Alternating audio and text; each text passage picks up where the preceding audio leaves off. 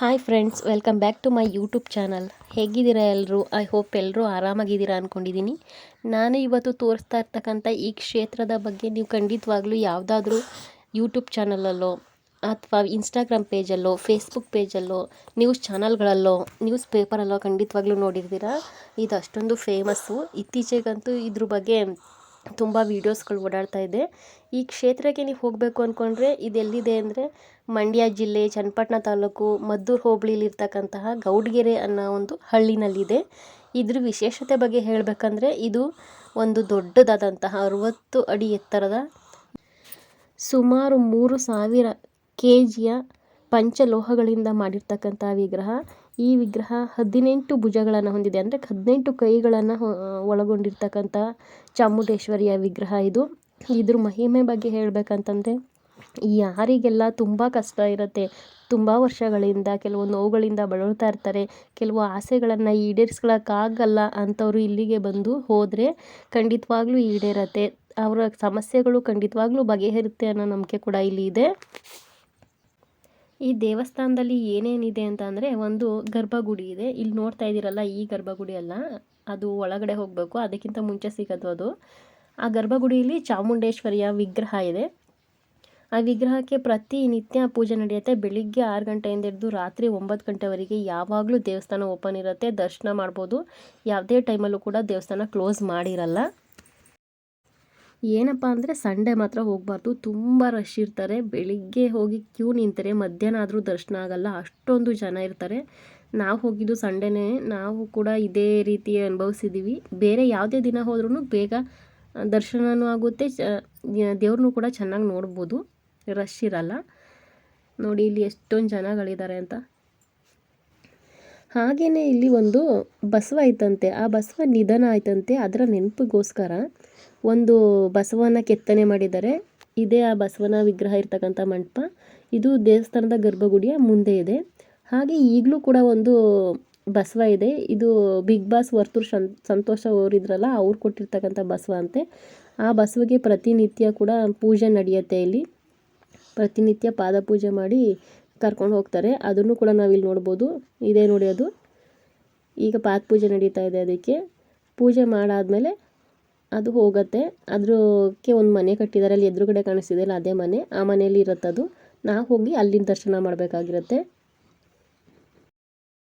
ಇಲ್ಲಿ ಮತ್ತೊಂದು ವಿಶೇಷತೆ ಏನು ಅಂತಂದರೆ, ಇಲ್ಲಿ ಬಂದವರೆಲ್ಲ ತೆಂಗಿನಕಾಯಿನ ಹರಕೆ ಕಟ್ಟಿ ಹೋಗ್ತಾರೆ.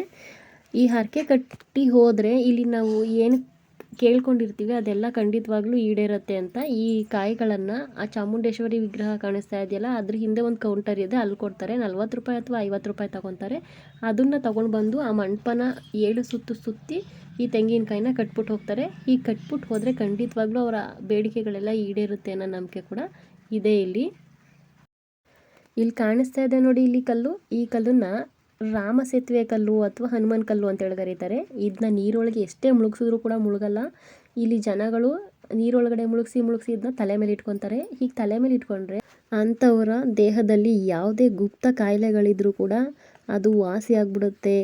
ಮತ್ತು ಯಾವುದಾದ್ರೂ ಶಂಕೆ, ದುಷ್ಟ ಶಕ್ತಿಗಳು ಹೊಕ್ಕಿದ್ರೂ ಕೂಡ ಅದು ಹೊರಗೆ ಹೋಗ್ಬಿಡುತ್ತೆ ಅನ್ನೋ ನಂಬಿಕೆ ಇದೆ. ಹಿಂದೆ ಕಾಣಿಸ್ತಾ ಇದೆಯಲ್ಲ, ಇದು ಹನುಮಾನ್ ಕಲ್ಲು. ಇಲ್ಲಿಗೆ ಕಾಯಿನ್ಗಳನ್ನ ಅಣಿಸೋದು, ಕಾಯಿನ್ಗಳನ್ನ ಅಣಿಸಿ ತಮ್ಮ ಕೋರಿಕೆಗಳನ್ನ ಕೇಳ್ಕೊತಾರೆ. ಇಲ್ಲಿಗೆ ಫಸ್ಟ್ ಟೈಮ್ ಯಾರು ಬರ್ತಾರೆ ಅವ್ರಿಗೆ ಖಂಡಿತವಾಗ್ಲೂ ಗೊತ್ತಿರಲ್ಲ ಯಾವುದಾದ್ಮೇಲೆ ಯಾವುದ್ರ ದರ್ಶನ ಮಾಡಬೇಕು ಅಂತ. ನಾವು ಅದೇ ತಪ್ಪು ಮಾಡಿದ್ವಿ, ಅದಕ್ಕೆ ಹೇಳ್ತಿದ್ದೀನಿ.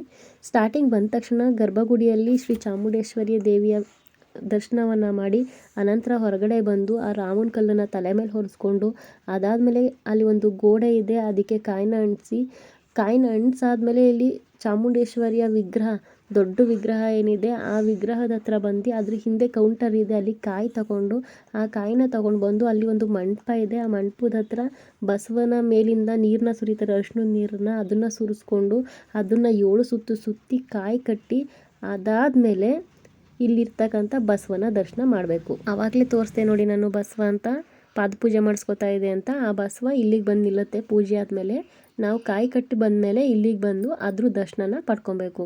ಈ ನೋಡಿ, ಎಲ್ಲರೂ ಬಂದು ಅದ್ರ ದರ್ಶನ ಪಡೆದು ಅವ್ರಿಗೆ ಎಷ್ಟಾಗುತ್ತೆ ಅಷ್ಟು ಕಾಣಿಕೆನ ಆ ಬಸವಂಗೆ ನೀಡಿ ಹೋಗ್ತಾ ಇದ್ದಾರೆ. ಇದು ಕೊನೆ ಹಂತ ಅಂತ ಹೇಳ್ಬೋದು. ಕೆಲವ್ರು ಗೊತ್ತಿಲ್ಲದೆ ಏನು ಮಾಡ್ತಾರೆ, ಫಸ್ಟೇ ಇಲ್ಲಿಗೆ ಬಂದುಬಿಡ್ತಾರೆ. ಅದಾದಮೇಲೆ ಆ ಚಾಮುಂಡೇಶ್ವರಿ ದೊಡ್ಡ ವಿಗ್ರಹ ಇದೆಯಲ್ಲ ಅಲ್ಲಿಗೆ ಹೋಗ್ತಾರೆ. ಅದಾದಮೇಲೆ ಅಲ್ಲಿ ಬಸವಂದು ಮಂಟಪ ಇದೆಯಲ್ಲ ಅಲ್ಲಿಗೆ ಹೋಗ್ತಾರೆ. ಲಾಸ್ಟಲ್ಲಿ ಹೋಗಿ ಚಾಮುಂಡೇಶ್ವರಿ ದರ್ಶನ ಮಾಡ್ತಾರೆ. ಆಮೇಲೆ ಕಾಯಿ ಕಟ್ತಾರೆ, ಏನೇನೋ ಮಾಡ್ತಾರೆ. ಸೊ ಅದಕ್ಕೋಸ್ಕರ ನಾವು ಇದೇ ಮಾಡಿದ್ವಿ. ಅದಕ್ಕೆ ಮೊದಲೇ ನಿಮಗೆ ಹೇಳ್ತಿದ್ದೀನಿ ಯಾವ ರೀತಿ ಕ್ರಮವಾಗಿ ಹೋಗ್ಬೇಕಂತ. ಇಷ್ಟೆಲ್ಲ ಆದಮೇಲೆ ಇಲ್ಲಿ ಅನ್ನ ಪ್ರಸಾದ ಕೂಡ ಸಿಗುತ್ತೆ. ಎನಿ ಟೈಮು ಪ್ರಸಾದ ಸಿಗುತ್ತೆ. ನೀವು ಎಷ್ಟು ಗಂಟೆ ರಾತ್ರಿ ಹೋದರೂ ಕೂಡ ಊಟ ಸಿಗುತ್ತೆ. ಅದು ಮಾಡ್ಕೊಂಡು ಬನ್ನಿ. ಇಲ್ಲಿ ಬಂದು ಹೋದವ್ರ ಕಷ್ಟಗಳೆಲ್ಲ ಕರ್ಗೋಗುತ್ತೆ ಅಂತ ನಾನು ಖಂಡಿತವಾಗ್ಲೂ ಹೇಳಲ್ಲ. ಯಾಕಂದರೆ ನಂಗೆ ಇನ್ನೂ ಅದು ಎಕ್ಸ್ಪೀರಿಯೆನ್ಸ್ ಆಗಿಲ್ಲ, ಈಗಷ್ಟೇ ಹೋಗಿ ಬಂದಿದ್ದೀನಿ. ಆದರೆ ಏನಪ್ಪ ಅಂದರೆ ಇಲ್ಲಿ ಒಂದು ಪಾಸಿಟಿವ್ ಎನರ್ಜಿ ಅಂತೂ ನಮ್ಮ ಮೈ ತುಂಬ್ಕೊಳ್ಳುತ್ತೆ. ಇಲ್ಲಿ ಬಂದಿದ್ದೀನಿ ಇವಾಗ ನಾನು. ಇಲ್ಲಿ ನಾನು ಬೇಡ್ಕೊಂಡಿದ್ದೀನಿ, ನನ್ನ ಕಷ್ಟಗಳೆಲ್ಲ ಖಂಡಿತ ಕರಗುತ್ತೆ, ನನ್ನ ಆಸೆಗಳೆಲ್ಲ ಈಡೇರುತ್ತೆ ಅನ್ನೋ ನಂಬಿಕೆ ಬರುತ್ತಲ್ಲ, ಅದೊಂದು ನಂಬಿಕೆ ಸಾಕು ನಾವು ಜೀವನ ಮಾಡೋದಕ್ಕೆ. ಸೊ ಇಲ್ಲಿ ಏನೋ ಒಂಥರ ಶಕ್ತಿ ಇದೆ ಅಂತಂತೂ ನನಗನ್ನಿಸ್ತು. ಇಷ್ಟೊಂದು ಜನ ಎಲ್ಲ ಸುಮ್ಮನೆ ಏನೂ ಕೆಲಸ ಇಲ್ದೇ ಮೂಢನಂಬಿಕೆಯಿಂದನೇ ಬರಲ್ಲ. ಒಂದು ಪಾಸಿಟಿವ್ ವೈಬ್ಸ್ ಅಂತೂ ಖಂಡಿತವಾಗ್ಲೂ ಈ ಕ್ಷೇತ್ರದಲ್ಲಿದೆ. ಸಾಧ್ಯ ಆದರೆ ನೀವು ಕೂಡ ಹೋಗಿ ಬನ್ನಿ. ಹಾಗೆ ಯಾರೆಲ್ಲ ನನ್ನ ಚಾನಲ್ನ ಹೊಸದಾಗಿ ನೋಡ್ತಿದ್ದೀರಾ ದಯವಿಟ್ಟು ಸಬ್ಸ್ಕ್ರೈಬ್ ಮಾಡಿ ನೋಡಿ ಅಂತ ಹೇಳ್ತಾ ಈ ವಿಡಿಯೋನ ಇಲ್ಲಿಗೆ ಎಂಡ್ ಮಾಡ್ತಿದ್ದೀನಿ. Thank you for watching.